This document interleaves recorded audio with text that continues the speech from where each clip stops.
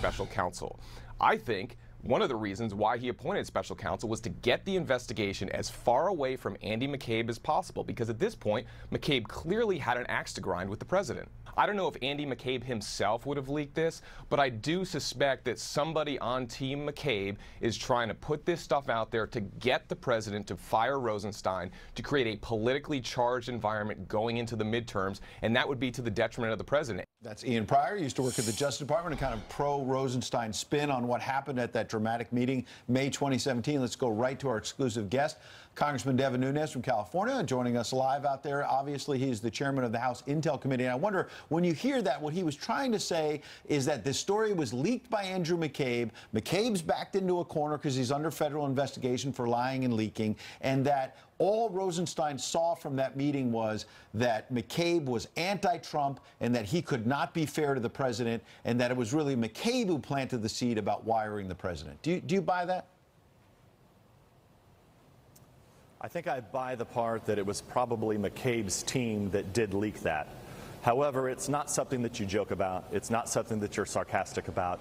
And I've had these run-ins, our committee, trying to get documents with Rod Rosenstein and many people within DOJ. So similar types of run-ins where there's not a lot of sarcasm, but there's awfully a lot of threats and a lot of stonewalling. Yeah. So I do believe there's a McCabe-Rosenstein fight going on, but that's probably where it ends. Yeah, no, there is. But when you're having a conversation about invoking the 25th Amendment, trying to get to John Kelly and Jeff Sessions, and maybe they'd come together and we could invoke this, remove this president by another means, wiretapping, or excuse me, wearing a wire potentially. The article shows that some say it was sarcasm, but some say it was actually a quite serious conversation, that he was a bit stern about that. Are you concerned that those sentiments still exist inside the Justice Department right now? Well, not only that, but you also had at the time, the mainstream media was putting that spin out there. So, and a lot of times the mainstream media is talking to the FBI and DOJ officials. We know that because they were all leaking. And so this was a spin that they were trying to get out there. We also know now that the investigators had no evidence of the Trump campaign colluding with Russians. So really the question is what was the investigation about to begin with? So if they're talking about wearing wires, 25th Amendment, but they have no evidence of Trump colluding with Russians from some of the top investigators, we now know that from text messages, this is really an investigation in search of a crime.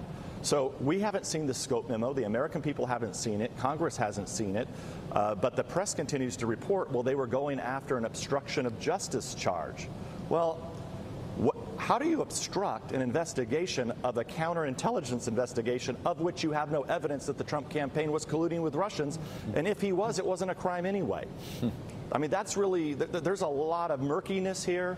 And I just don't think even sarcastically saying that you're going to wear a wire is a believable story. Yeah, especially from my experience dealing with these characters. Was it sarcasm? Was it something more? Given the information that we have, what should President Trump do?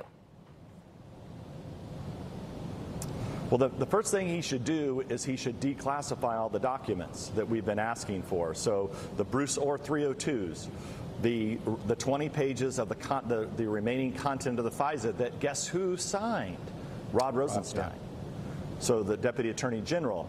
And remember, it was Rod Rosenstein and DOJ who brought the president into a meeting with a lot of senior intelligence people and said, Mr. President, we have to do something else here. We really need to take care of our national security issues here. We don't want to expose anybody, blah, blah, blah, blah, blah. But yes or no, should Rosenstein be fired? Came out and backtracked a little bit. Should Rosenstein be fired, yes or no? Well, I don't think, look, the answer I think is no for now, because right now before an election, without knowing all the facts, until you could actually bring in all of these people to know exactly what Rosenstein said. Look, I'm not a guy who's going to go on a witch hunt, right? So Rod Rosenstein should have his fair day in court. However, if Rod Rosenstein really did talk about wearing a wire, then for sure he should be fired. Okay, now the other thing Rosenstein has been in the middle of, and you alluded to this a moment ago, was trying to get the president to back away from declassifying these documents you want that would show some transparency and let us know how these FISA warrants came together and other things. The president initially indicated he was releasing this. Then on Friday tweeted, I met with the DOJ. concerning the declassification of various unredacted documents. They agreed to release them, but stated that so doing may have a perceived negative impact on the Russia probe. Also, key allies called to ask not to release. Therefore, the Inspector General has been asked to review these documents on an expedited basis. I believe we will move quickly on this and hopefully other things which the IG is looking at. In the end, I can always declassify it if it proves necessary. Speed is important to me and everyone, the president said. I want to pick apart a bunch of things, but one is, in that tweet, the president alluded to key allies calling and saying, don't release this. Could that be the Brits and the Australians who don't want us to know what happened during the Obama administration? Yeah, so first of all, think about this. If the Brits and the Australians are calling our government to say, don't release the contents of a FISA or the Bruce Orr 302s, well, how would the Australians and the Brits know what's in there? They don't have access to it. So it's okay for the Brits and the Australians to know about this, but not for the American people to have transparency. That story doesn't hold water. What we do know is that we have the former foreign minister of Australia, who is the ambassador in London, who was meeting with Trump campaign officials, and he brought rumor intelligence to the State Department that opened up the investigation into the Trump campaign.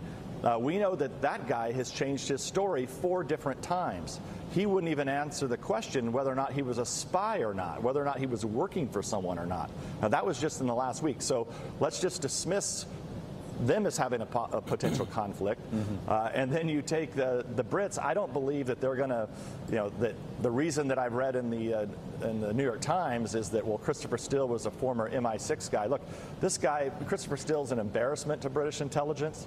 The folks that I've talked to over there are embarrassed that somebody would go out and start to sell salacious material. So they all know that. And it, just to make the point, sure, again, and finalize it with an explanation point, why is it possible that the Brits and the Australians would even know what's in the contents of this FISA? And look, it doesn't harm them at all anyway.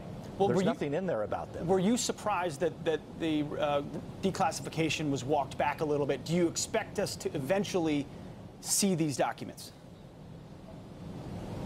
Well, I'm not surprised in that I'm used to DOJ and the IC putting up these roadblocks to protect themselves. And the question you really have to ask yourself is that Rod Rosenstein signed the last FISA. A lot of the people in there have been really problematic that were in that meeting with the president, have been problematic in terms of full transparency with Congress. Congress is a separate branch of government. We created the Department of Justice. We have senior members of Congress who are former DOJ officials who were elected by their constituents who have asked repeatedly for the president to declassify this. Most notably, the chairman of the oversight, Chairman Gowdy. John Ratcliffe is a former U.S. attorney from Texas. The Congress, separate branch of government, should get priority way before Rod Rosenstein, who actually signed the content, signed the FISA application. I mean, this is ridiculous. Yeah, he seems conflicted. I mean, if you're making a decision about how it looks for you, you might have a reason to hide some things that otherwise the public has a right to see. Mr. Chairman, thank you very much for joining us this morning. That's right. All right, thanks for coming on.